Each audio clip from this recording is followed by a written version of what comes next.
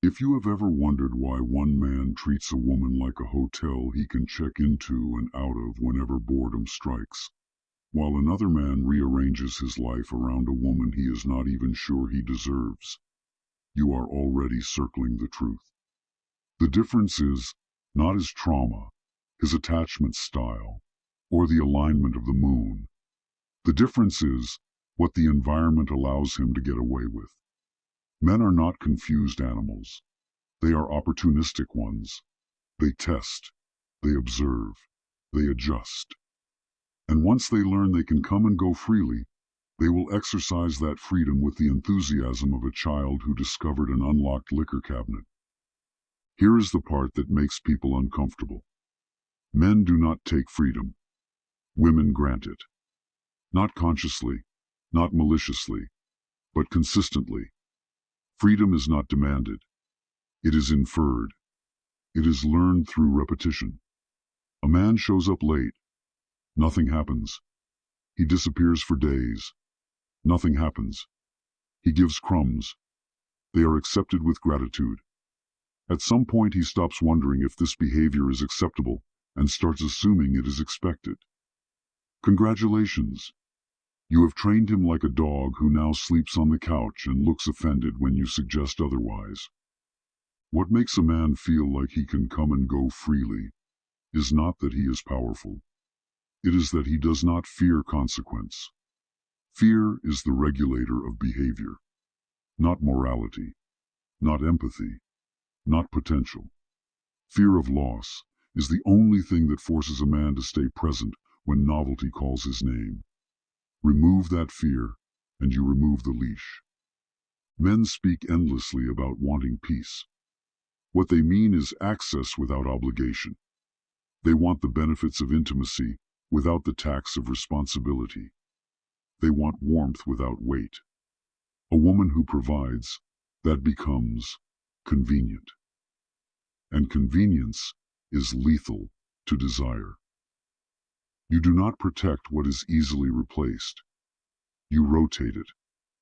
There is a certain type of woman men circle back to, years later, with regret in their voice, and humility they never practiced when it mattered. That woman was not nicer. She was not louder. She did not threaten or plead. She simply did not organize her life around a man who had not earned permanence. Her time had shape. Her attention had cost. Her absence had meaning. Men felt it immediately, even if they could not articulate it. They sensed that access to her required alignment, not excuses. Now let us talk about the women men come and go from. These women are often intelligent, intuitive, emotionally literate. They understand men so well that they excuse them into oblivion. They anticipate needs. They soften boundaries. They confuse empathy with surrender. They believe consistency will inspire commitment. Consistency does inspire something. Predictability. And predictability tells a man he can leave without penalty. Men do not feel guilty leaving women who make it easy. They feel relieved. Guilt requires the perception of loss. If he believes you will be there whenever he returns, he does not experience leaving as loss. He experiences it as a break. There is research that supports this dynamic, although watching human behavior for 5 minutes in a bar would suffice. A study published in the Journal of Personality and Social Psychology found that people value partners whose availability is selective rather than constant. Inconsistent availability paired with high-value traits increased perceived desirability and commitment effort. Translation: when access is not guaranteed, effort increases. When access is guaranteed, effort collapses. Men are not special in this regard. They are simply less ashamed of responding to it. What makes a man feel free to come and go is emotional elasticity without resistance. Every time he pulls away and you stretch to accommodate the distance, you send a signal. That signal says there is no urgency here, no pressure, no risk. Men interpret that as permission. The most dangerous phrase a woman can say in this context is, "I understand." Understanding is often the polite language of self-abandonment. Understanding teaches men that explanations will always override impact. He can disappear because he is stressed. He can disrespect because he is overwhelmed. He can deprioritize because he is figuring things out. At some point, his entire personality becomes a series of justifications, and your needs become optional background noise. Men do not come and go freely with women who interrupt that pattern early. Not with drama. With clarity. A woman who says less, but moves differently, rewires behavior faster than a woman who explains herself perfectly. Men watch actions. They listen to outcomes. Words are tolerated. Consequences are respected. Here is the brutal truth most women resist. If a man believes you need him more than he needs you, he will act accordingly. Need is not declared. It leaks.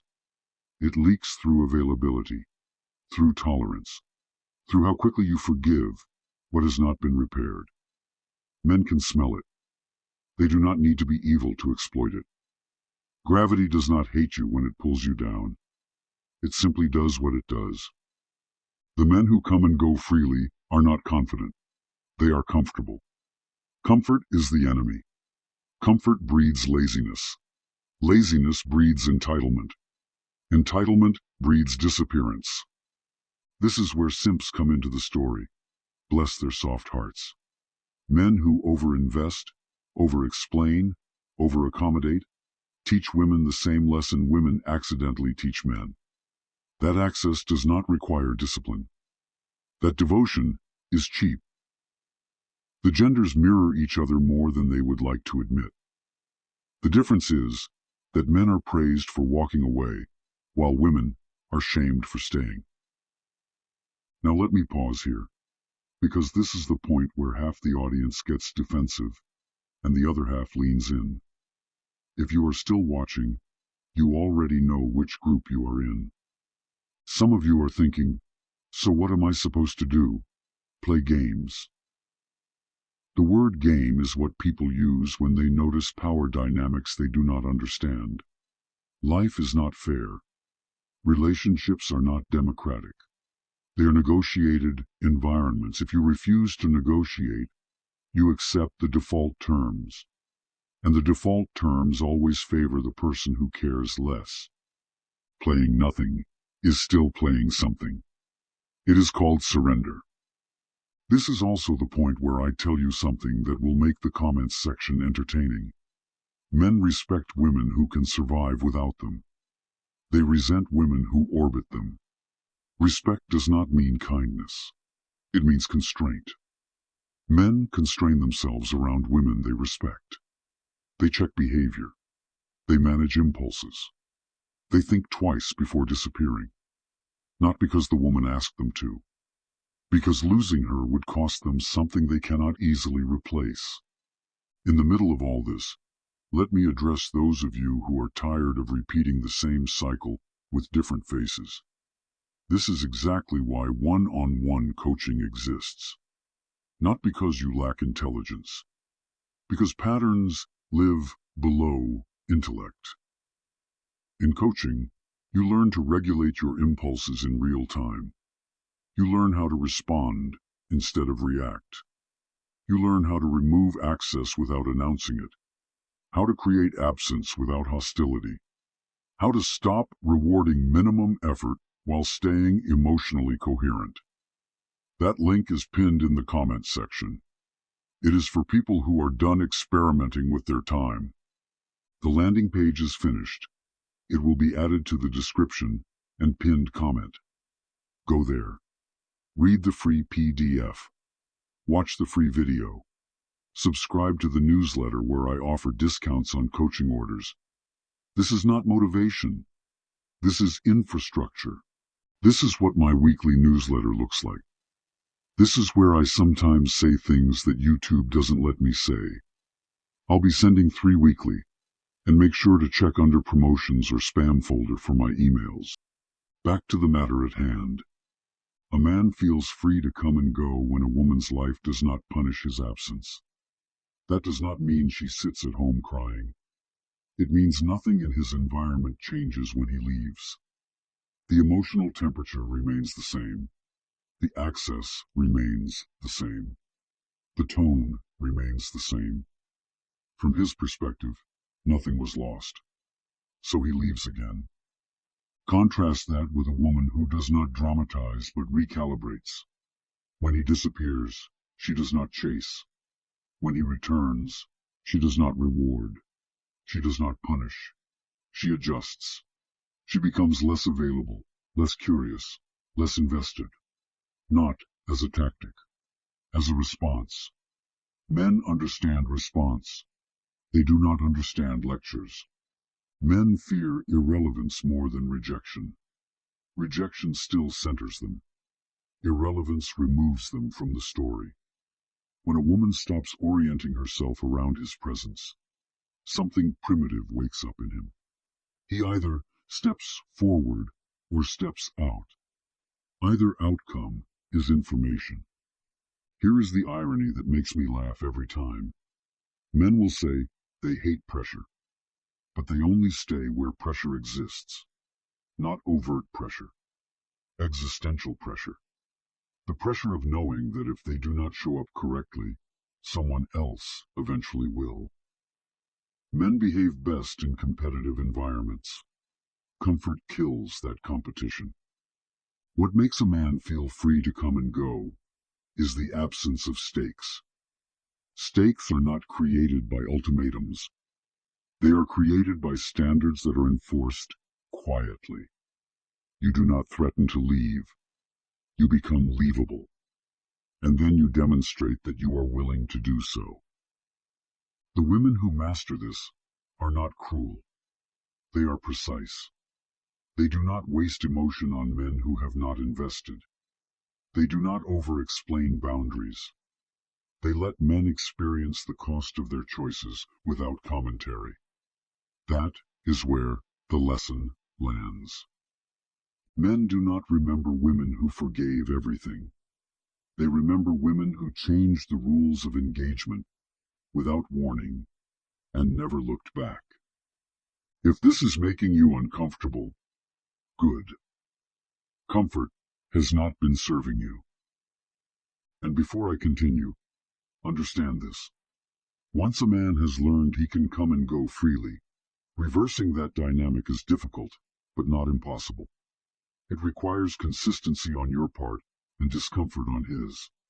Most women fail because they cannot tolerate the tension long enough for the pattern to reset.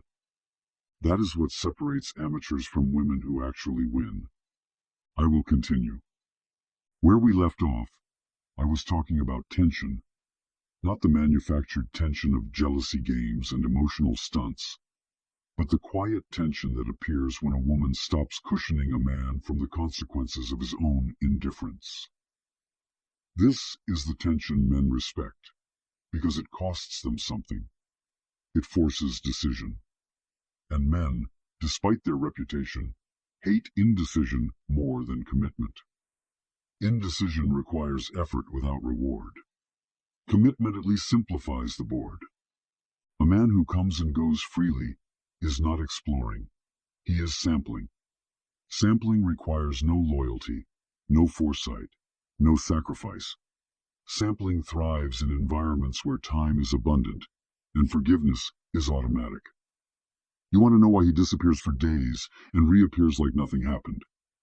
Because nothing happened. At least not to him. The emotional economy remained stable. The price of absence was zero. Men are accountants of consequence. They do not calculate feelings. They calculate outcomes. When absence produces warmth instead of distance, curiosity instead of withdrawal, reassurance instead of restraint, the ledger's clear. Leave whenever you like.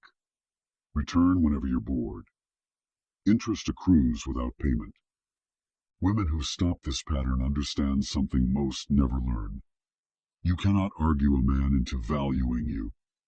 You must structure the environment so that devaluing you becomes inconvenient. Men change behavior when behavior becomes inefficient. This is why speeches fail and silence works. Silence removes data. Men panic when data disappears. They need feedback to orient themselves. When you stop providing emotional telemetry, they lose their map. They start checking their position. They start wondering where they stand. That is the moment the dynamic shifts. Let me tell you what not to do, without pretending I am concerned about your feelings. Do not announce your withdrawal. Do not explain your boundary evolution. Do not offer a post-mortem of the relationship. That satisfies your need to be understood and his need to feel absolved. You leave him smarter and yourself emptier. The women who leave marks on men do not teach lessons through dialogue. They teach lessons through absence. A man feels free to come and go when he believes he is the main character in your life. When your schedule flexes around his unpredictability. When your mood responds to his attention like a dimmer switch. When your plans remain provisional in case he suddenly resurfaces. That is not love. That is orbiting. Orbiting is comfortable for the center, miserable for the satellite. Here is something men rarely admit out loud. They do not want to be needed. They want to be chosen. Need feels like obligation. Choice feels like victory. When a woman's life is full and structured, her choice carries weight. When her life is empty and waiting, her choice feels inevitable. Men do not value inevitability. They exploit it. This is why women who actually win at this do not argue about exclusivity. They make exclusivity the logical outcome of consistent investment. A man stays because leaving no longer makes sense, not because he promised. Promises are cheap. Men break them with impressive creativity. The man who feels free to come and go often complains about women being too emotional.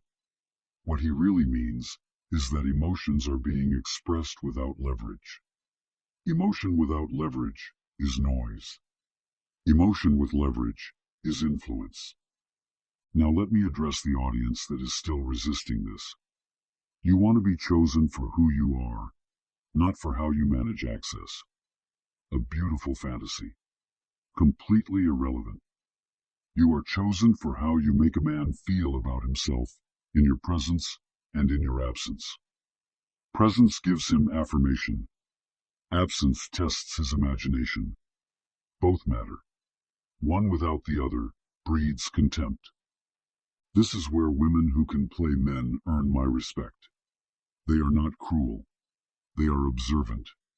They notice patterns early.